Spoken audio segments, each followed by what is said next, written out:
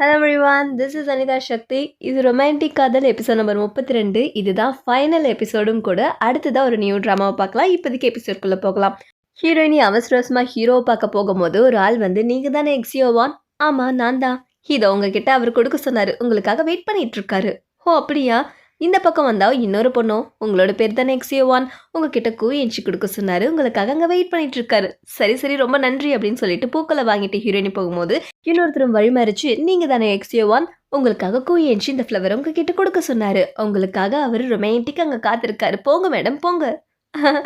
ஓ நைஸ்ல அப்படின்னு சொல்லிட்டு அவர் அங்கேருந்து போயிடுவார். நம்ம ஹீரோயினி வந்து பார்த்தா நம்மளோட ஹீரோ ஒரு விஷ் பண்ணுறதுக்காக நின்றுட்டு இருப்பாரு. என்னது இது அப்படின்னு சொல்லி ஹீரோயினி கேட்பாங்க. நான் ரொம்ப நேரமாக உனக்காக தான் வெயிட் பண்ணிட்டு இருக்கேன், இது நம்ம 2 பேர் தான் சேர்ந்து விடணும். உனக்கு தான் கடவுள் நம்பிக்கை இல்லையே. கடவுள் நம்பிக்கை இல்லாமல் இருந்தது உண்மைதான். ஆனால் அது 3 வருஷத்துக்கு முன்னாடி உன்னை ஒவ்வொரு வாட்டியும் நான் பார்த்தனும் சேர்ந்தனும்னு நினச்சேன். அது நடந்துருச்சு. என்னோட ஒரே விஷயம் இது மட்டும்தான் அப்படின்னு சொன்னோன்னே அதில் மேரி மீ அப்படின்னு சொல்லி எழுதியிருக்கோம். அதை பார்த்து நம்மளோட ஹீரோயினி, சரி பார்த்தது போதும், இப்படி கைப்பிடி அப்படின்னு சொல்லிட்டு 2 பேரும் சேர்ந்து அது மேலே பறக்க விடுவாங்க. நம்ம ஹீரோட டயலாக், நான் 3 வருஷமாக வெயிட் பண்ணிவிட்டு இதுக்கப்புறம் வெயிட் பண்ண முடியாது, இதுக்கப்புறம் நீ என்கிட்ட இருந்து தப்பிச்சும் ஓட முடியாது, நீ என்னோடய ஒய்ஃப் ஆகணும் அப்படின்னு சொன்ன உடனே, ஒய்ஃபா? அதில் மேரிமீன் மட்டும்தானே எழுதிட்டு இருந்துச்சு, யாரை கல்யாணம் பண்ணிக்கணும்னு எழுதலையே. ஏன் உனக்கு தெரியாதா? நீ என்னை சீட் பண்ணணும்னு நினைக்கிற. நான் ஒன்று சீட் பண்ணணும்னு நினைக்கல. சின்ன வயசுலேயே நீ எனக்கு தான் முடிவாயிடுச்சு, அதை நீ ஒத்துக்கிறியான்னு சொன்னோன்னு நம்ம ஹீரோயின் ஓகே சொல்லியிருப்பாங்க. அவரும் ஹக் பண்ணிப்பார்.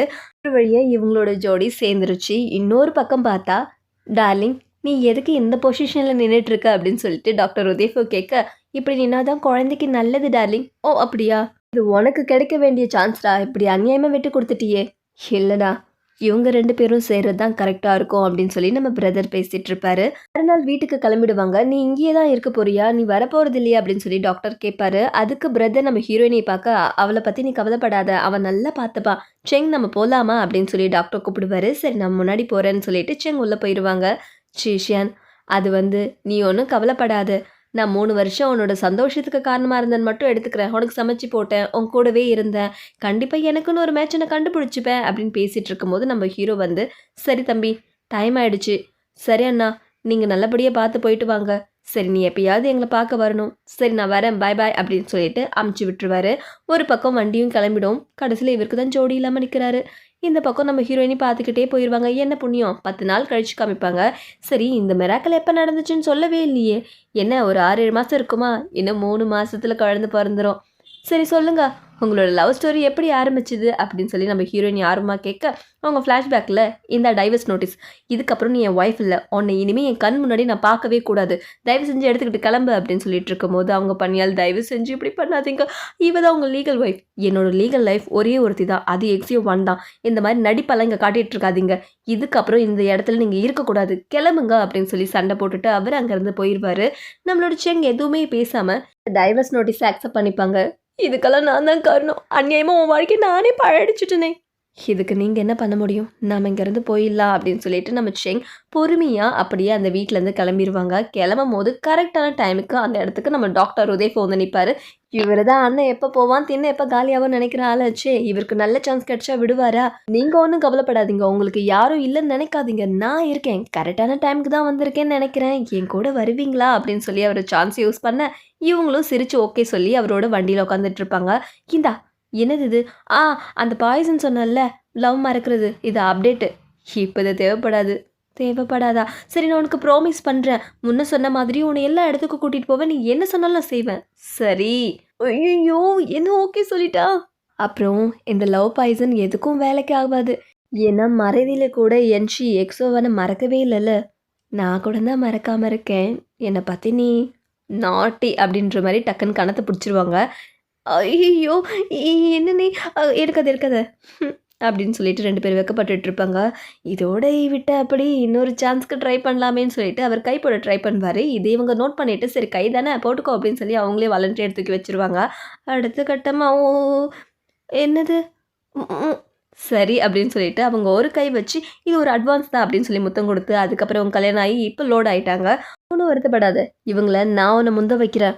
குவென்ஷி இப்போ நீ என்ன பேசுன, என்ன வார்த்தை சொன்ன, உனக்கு புரியல, சீக்கிரம் நான் அம்மா வைக்கிறேன்னு சொல்கிறேன். ஏய் ஜி நண்பா, சீக்கிரமாக நீ எங்களை முந்தணும் தான் நானும் ஆசைப்பட்றேன். நீ பாரு, நம்ம பையனுக்கு கூழிச்சோட பொண்ணை கல்யாணம் பண்ணி வச்சுருவோம், இல்லைன்னா வேலைக்காரி ஆக்கிடுவோம், என்ன சொல்கிற? ஆ! ஏய் என்ன பேசுற நீ? எது? என் பொண்ணு உன் வீட்டுக்கு வேலைக்காரியா வரணுமா? எவ்ளோ தைரியம் இருந்தா என் பொண்ண உன் பையனுக்கு வேலைக்காரியா கூப்பிடுவ? சும்மாடா விளையாண்டடா. அதுக்கப்புறம் டாக்டர் அவங்க வீட்ல இறங்கிப்பாரு. நம்ம ஹீரோ அவரோட வீட்டுக்கு வந்துருவாரு. இறங்கு அப்படின்னு சொல்லி 3 வருஷத்துக்கு அப்புறம் நீ இந்த வீட்டுக்கு வந்திருக்க. எனக்கு உள்ள போக இப்பவும் தயக்கமா தான் இருக்கு அப்படின்ற மாரி ஹீரோயினி சொல்லுவாங்க. இப்ப நான் உன் கூட இருக்கேன்றத அவரு தைரியப்படுத்துவாரு. அப்போன்னு பார்த்து 3 வருஷத்துக்கு முன்னாடி நம்ம ஹீரோயினிக்கு பணிப்பெண்ணா இருந்த பொண்ணு, நம்ம ஹீரோயினிய பார்த்த உடனே ஓடி வந்து பாஞ்சு ஹக் பண்ணுவா. "இவ்ளோ நாளா நீங்க எங்க போயிருந்தீங்க? நீங்க திரும்பி வந்ததுல எனக்கு ரொம்ப சந்தோஷம்" அப்படின்னு சொல்லி பேசிட்டு இருப்பா. "சரி, சரி நான் தான் கரெக்ட்டான டைமுக்கு வந்துட்டேன்ல. எனக்காக நீ ரொம்ப வருஷம் வெயிட் பண்ணிட்ட. சரி என்ன இது கோலம்? உன்ன பார்த்தா" அப்படின்னு சொல்லிட்டு கீழி மேலேயும் பார்க்கும்போது, "நீங்க நெனைக்கிறது சரிதான். எனக்கு கல்யாணம் ஆயிடுச்சு. நான் ஒரு குடும்ப இஸ்திரி ஆயிட்டேன். இங்க இருந்திருந்தா தானே உங்களுக்கு தெரியறதுக்கு" அப்படின்னு பேசிட்டு இருக்கும்போது, "அப்படின்னா மாப்பிள்ளை யாரு? நீ யார கல்யாணம் பண்ணிக்கிட்ட?" அப்படின்னு சொல்லி ஆர்வமா கேட்க, "வேற யாரு?" அப்படின்னு சொல்லிட்டு அவங்க கண்ண காட்டுவாங்க. கண்ண காட்டுனா அந்த இடத்துல நிக்கிறது நம்ம ஹீரோவோட பணியாள். இவங்க இன்வெஸ்டிகேஷன் போயிட்டு, போயிட்டு இவங்க லவ்வர்ஸ் ஆயி கல்யாணமே பண்ணிட்டாங்க. பாத்தியா 2 பேரும் ஒரு க்ளூ கூட குடுக்காம இவ்ளோ சீக்ரெட்டா லவ் பண்ணி கல்யாணம் முடிச்சுக்கிட்டீங்க. அது சரி. உன்னோட கல்யாணத்துக்கு நான் எந்த வித டவுரியும் குடுக்கல. இதுக்கப்புறம் உன்னோட கல்யாணத்துக்கு என்ன டவுரி என்னால குடுக்க முடியுமோ, அத நான் குடுக்குறேன் அப்படின்னு சொல்லி நம்ம ஹீரோயினி கங்ராச்சுலேஷன் சொல்லிட்டு இருப்பாங்க. அந்த பொண்ணு பதிலுக்கு தேங்க்ஸ் மிஸ் லேடி அப்படின்னு சொல்லுவாங்க. மிஸ் லேடி இல்ல. Mrs lady. இந்த வீட்டோட மகாராணி அப்படின்ற மாரி நம்மளோட ஹீரோ டக்குன்னு குறுக்க பாஞ்சு சொல்ல, "ஆ சரி, சரி. மிஸ்ஸஸ் லேடி" அப்படின்ற மாரி அவங்க பேர மாத்திருவாங்க. "சரி மிஸ்ஸஸ் லேடி, உங்களுக்காக தான் 3 வருஷமாவும் இந்த வீடு காத்திருக்கு. பாட்டிமா உங்களுக்காக தான் வெயிட் பண்ணிட்டு இருக்காங்க. உள்ள போங்க" அப்படின்னு சொன்ன உடனே நம்மளோட ஹீரோ, "சரி வா நான் உன் கூட இருக்கேன்ல போலாம்" அப்படின்னு சொல்லி கைய புடிச்சு நம்மளோட ஹீரோயினிய உள்ள கூட்டிட்டு வருவாரு. ஆப்போசிட்ல தாய் கழிவு வரும். "அம்மாடி! நான் எல்லார் பேச்சும் கேட்டு அநியாயமா உன்னை வீட்டை விட்டு விரட்டிட்டேனே. நீ இல்லாத இந்த வீடு எனக்கு சுடுகாடு மாதிரி இருந்துச்சு. நீ திரும்பி வந்ததுல எனக்கு ரொம்ப சந்தோஷம். நான் உன்னை இப்படி சந்திக்கப்பட்டிருக்க கூடாது. நீ உண்மையிலுமே என் பேத்தி தான்" அப்படின்ற மாதிரிலாம் பொழிஞ்சு தள்ளிட்டு இருப்பாங்க. ஹீரோக்கு கூட இந்த அளவுக்கு நம்ம ஹீரோயினி அழுதுருக்க மாட்டாங்க. பாட்டிய கட்டுப்பிடிச்சு ஓன்னு அழுதுகிட்டு, "இல்ல பாட்டி, இதுக்கு நீங்க மட்டும் காரணம் கிடையாது. உங்கள நீங்க தப்பு சொல்லாதீங்க. என் மேலேயும் தான் தப்பு இருக்கு" அப்படின்னு சொல்லி இவங்களும் பதிலுக்கு பொழிஞ்சு அழுதுட்டு இருப்பாங்க. "சரி, சரி. அதிகமா அழுதது போதும். இது சந்தோஷமா இருக்க வேண்டிய நேரம். வாங்க அண்ணி உள்ள போலாம்" அப்படின்னு சொன்ன உடனே, நம்மளோட பாட்டி இவ தான் உண்மையான வானர்ன்னு சொல்லிடுவா. "நாங்க தான் இன்னும் கல்யாணமே பண்ணிக்கலையே. அப்புறம் எப்படி நான் அண்ணி ஆக முடியும்? அதுக்கு என்ன நாளைக்கு கல்யாணத்த வச்சுக்கிட்டா போச்சு. இப்போதைக்கு போய் ரெஸ்ட் எடுங்க" அப்படின்னு சொன்ன உடனே நம்ம வானர் கூட்டிட்டு வந்துட்டுருப்பா. நம்ம ஹீரோ வந்துட்டுருப்பாரு. இத பார்த்த தங்கச்சி, "உங்களுக்கு வேற வேலை வெட்டியே இல்லையா? 2 பொம்னாட்டிங்க பேசுறதுக்கு வந்தா பின்னாடியே வருவீங்களா? போங்க உங்க ஆள ஒண்ணு நான் கடிச்சு தின்ற மாட்டேன். போங்க" அப்படின்ற மாரி டென்ஷனா சொல்லிட்டுருப்பாங்க. இத பார்த்து நம்மளோட ஹீரோயினி சிரிச்சுட்டு இருக்கும்போது, "அம்மா தாயே! நீங்க என்ன கதை வேணா பேசிக்கோங்க. இவ தூங்குறதுக்கு நான் போய் ரூம் ரெடி பண்றேன்" அப்படின்னு சொல்லிட்டு ஹீரோ அந்த இடத்துலேருந்து கிளம்பிடுவாரு. அவரு போனதுக்கப்புறம் வானருக்கு சில டவுட் இருக்கும். அது ஹீரோயின்ட்ட கேட்டு கிளியர் பண்ணலான்னு கேட்பாங்க. "அதாவது உங்க கூட ஷிஷ்யான்னு ஒருத்தர் இருந்தார்ல?" "ஆமா. அவர பத்தி எனக்கு தெரியணும்." "அவன பத்தி உனக்கு என்ன தெரியணும்? அவன பத்தி என்ன திடீர்னு கேட்குற? அவன உனக்கு எப்படி தெரியும்?" அப்படின்ற மாரியெல்லாம் ஹீரோயினி கேட்க, நீங்க சொல்லுங்க அவரு என்ன பண்ணிட்டுருக்காரு? அவரு சிங்கிளா இருக்காரா? இல்ல அவருக்கு கல்யாணம் ஆயிடுச்சா?" "ஓ! அந்த அளவுக்கு போயிடுச்சோ? என்ன க்ரஷ்ஷா?" அப்படின்ற மாரி ஹீரோயினி கேட்பாங்க. ஐயோ! தேவையில்லாம வாய விட்டுட்டனே! அ நான் ஒரு மண்டை. மறந்தே போயிட்டேன். பாட்டிக்கு சுடு தண்ணி வைக்கணும். நான் நெருப்பு வைக்க மறந்துட்டேன். நான் போய் அத வச்சுட்டு வந்துடுறேன். நான் கேட்டதெல்லாம் மறந்துருங்க அப்படின்ற மாரி பேச்ச மாத்திட்டு அங்கருந்து ஓடிருவாங்க. "ஏய் ஏய் நில்லு! இங்க பாத்தியா? அவன் தான் சிங்கிளா இருக்கான்னு நெனச்சேன். அவனுக்கும் ஒரு ஜோடி இருக்கா?" அப்படின்னு சொல்லிட்டு இவங்க நெனச்சுப்பாங்க. இவங்களோட ஜோடி சேர்ந்தத காமிக்க மாட்டாங்க நமக்கு கடைசி வரைக்குமே. அதுக்கப்புறம் ஹீரோயினி ரூமுக்கு வருவாங்க. அவங்களோட பழைய ரூமுக்கு தான். "அன்னைக்கு பார்த்த மாரியே இன்னைக்கு இன்னும் புதுசா இருக்கே" அப்படின்னு சொல்லி கேட்டுட்டு இருக்கும்போது, "அதெப்படி? மாஸ்டர் தான் ஒவ்வொரு நாளும் இந்த தூசு தட்டி புதுசு மாரி பார்த்து வச்சிருக்காரு. நீங்க இல்லனாலும் ஒவ்வொரு நாளும் உங்களோட நெனப்புல தானே இங்க இருந்தாரு. அதான் இந்த ரூம் இப்படி இருக்குன்னு" சொல்லிட்டு இருக்கும்போது எங்கன்னு சொல்லிட்டு இருக்கும்போது, நம்மளோட பன்னிக்குட்டிய தூக்கிட்டு வந்து, "உனக்கு இது ஞாபகம் இருக்கா? நீ தான் அது அம்மா. 3 வருஷமா காணாம போயிட்ட." "ஆமால. வான் வான்" அப்படின்னு சொல்லிட்டு பேசிட்டு இருப்பாங்க. "புடி உன்னோட குழந்தைய. இவ்ளோ நாள் விட்டுட்டு போனல்ல. போ போ அம்மா கிட்ட போ அப்படின்னு சொல்லிட்டு நம்ம ஹீரோயினி கிட்ட அந்த பன்னிக்குட்டியை கொடுப்பாரு. அடுத்ததாக காலையில் நம்ம செங்கு கல்யாணம் பண்ணும்போது சுருங்கி போன மூஞ்சி இப்போ ரொம்ப பிரைட்டாக அவர் கல்யாணம் பண்ணும்போது சந்தோஷமாக ஊர்வலமாக வந்துட்டு இருப்பாரு. ஒரு பக்கம் நம்மளோட ஹீரோயினி அவங்களோட சேரில் வந்துட்டு இருப்பாங்க. பொண்ணு மாப்பிள்ளையும் பாருங்க அவ்வளோ அம்சமாக இருக்காங்க, இந்த ஊர்க்காரங்களுக்கு வேற வேலையே இல்லை, ரொம்ப அழகாக இருக்கால, பிரிட்டியாக இருக்கால அப்படின்ற மாதிரி புகழ்ந்து தள்ளிட்டு இருப்பாங்க. நம்மளோட ஹீரோ கைப்பிடிச்சி வா மண்டபத்துக்குள்ளே போவோன்னு சொல்லிட்டு அவங்க வீட்டுக்குள்ளே போவாங்க. எப்பயும் அவங்க வழக்கப்படி என்னென்ன செய்யணுமோ அதுக்கெல்லாம் வணக்கம் சொல்லிட்டு இருப்பாங்க பாட்டிக்கு, அப்புறம் அவங்களுக்கு அப்படின்னு சொல்லி. அவங்க சின்ன வயசோட கனவு இங்கே நிறைவேறி இருக்கும். ஹே கல்யாணம் நடந்துச்சு, அப்புறம் என்ன நண்பா முத்தங்கொடு முத்தங்கொடு அப்படின்னு சொல்லிட்டு டாக்டர் ருதேஃபோ கத்திட்டு இருப்பாரு. பின்னாடி இவர் குரல் கேட்டு மற்றவங்களும் முத்தங்கொடுங்க முத்தங்கொடுங்கன்னு கத்திட்டு இருப்பாங்க. ஐயோ உனக்கு வேற வேலையே இல்லையா அப்படின்னு சொல்லி பணியல் ருதேஃபோவை இழுத்துட்டு போவார். என்னோட டார்லிங்க விடுங்க அப்படின்னு சொல்லி செங்கும் சிரிச்சு ரசிச்சுட்டு இருப்பாங்க. டே இருடா முத்தம் கொடுக்கறத பார்த்துட்டு போயிடுறேன், நீ கொடுத்த முத்தத்துக்கு தான் இங்கே ஒரு லோடாக இருக்குது, மூடிட்டு போ அப்படின்னு சொல்லி தள்ளி விட்டுட்டு இருப்பான். ஒரு பக்கம் பாட்டி டீயை வாங்கி குடிச்சிட்டு, இது மட்டும் போதுமா, எனக்கு இது மட்டும் போதவே போதாது, சீக்கிரமே என்னோட பேரம்பேத்தியை பார்த்தாதான் இந்த கட்டை வேவும், என்ன சொல்கிற ஏன்ஷி அப்படின்னு சொல்லி அவங்க பாட்டி கேட்க, நீங்கள் ஒன்றும் கவலைப்படாதீங்க பாட்டி, உங்களோட கனவை கண்டிப்பாக நான் ஏமாற்ற மாட்டேன், சீக்கிரமாக நிறைவேற்றிடுறேன் அப்படின்னு சொல்லி இவர் எல்லாருக்கும் முன்னாடி சொல்ல, ஆஹா என் பேரை என்ன சொன்னான்னு கேட்டியா, சீக்கிரமே என் பேர குழந்தைக்கு வழி பண்ணுறானாமா அப்படின்னு சொல்லி அவங்க நக்கலாக சிரிப்பாங்க. அதே வார்த்தையை கேட்ட எல்லாரும் பாத்தியா எவ்வளோ ஃபாஸ்ட்டாக இருக்காரு மாப்பிள்ளை, அவ்வளோ வெறி அப்படின்ற மாதிரிலாம் பேசிகிட்டு இருப்பாங்க. அதுக்கு அடுத்ததாக என்னது, அடுத்த கட்டமாக இவங்க ரொம்ப நாள் வெயிட் பண்ண ஃபர்ஸ்ட் நைட் வந்துருச்சாமா. இவங்க ரூம்குள்ளே உட்காரது பார்த்தாதுன்னு டாக்டர் ருதேஃபோவும் செங்கும் ரூமுக்கு வெளியிலேருந்து என்னடா நடக்குது என்னடா பேசிக்கிறாங்க அப்படின்னு சொல்லி கேட்டுட்டு இருப்பாங்க.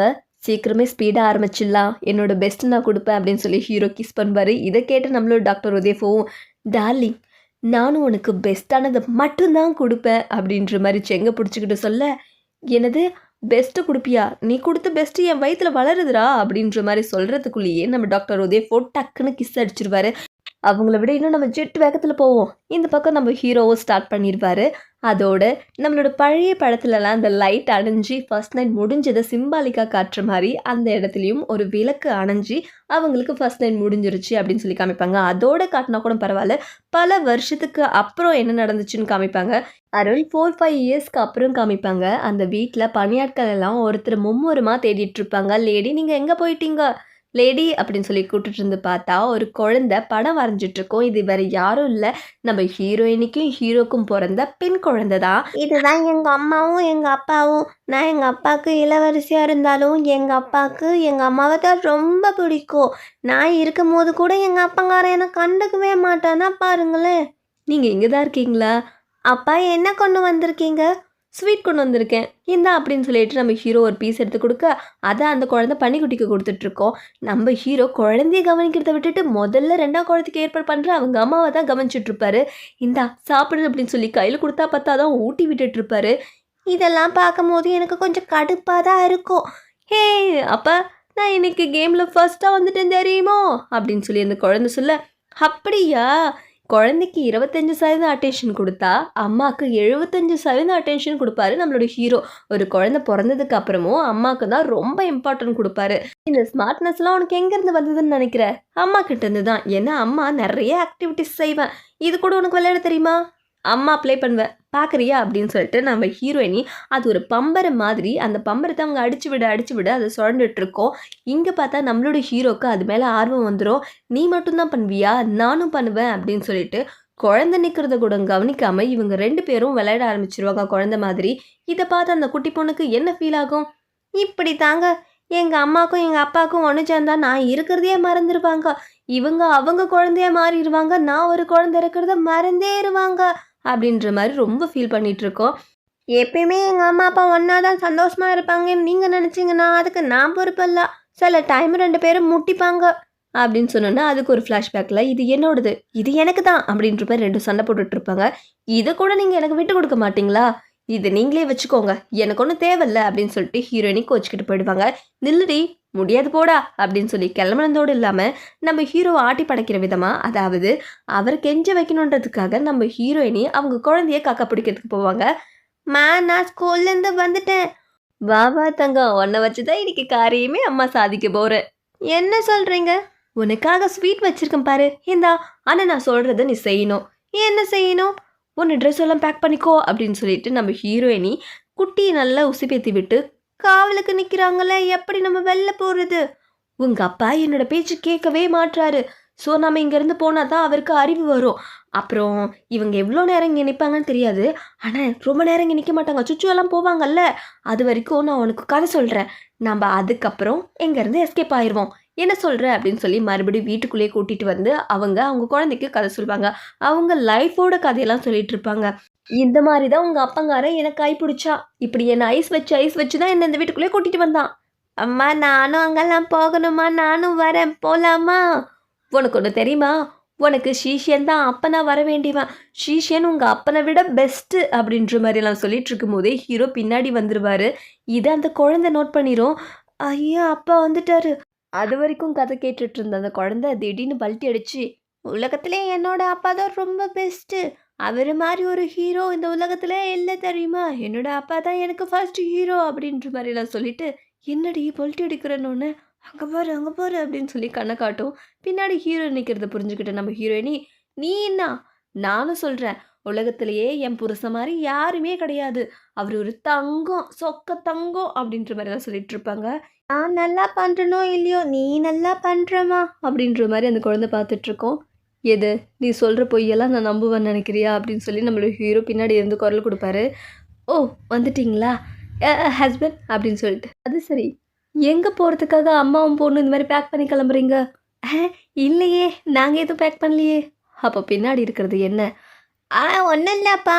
சொல்ல போறியா என்ன? சரி சரி சொல்லிடுறா. ஒன்றும் இல்லை, குட்டியை மார்க்கெட் கூப்பிட்டு போகிறதுக்காக கிளம்பணும், வேற எங்கேயும் கிடையாது. இப்போ உங்ககிட்ட பேசுகிறதுக்கு எனக்கு டைம் இல்லை, போயிட்டு வந்து நாங்கள் பேசுகிறோம். பாய். குட்டி அப்பாவுக்கு டாட்டா சொல்லிட்டு வா, நம்ம போகணும்ல, சீக்கிரம் டைம் ஆயிடுச்சு வா. எனக்கு தெரியும்டி ஆத்தாலும் பொண்ணு எங்கே கிளம்புறீங்கன்னுட்டு. அப்பப்போ உனக்கு இதே பொழப்பு இல்லை. சாரி, நான் வேணும்னு பண்ணல, உன் பயமுறுத்து தான் பண்ணோம்.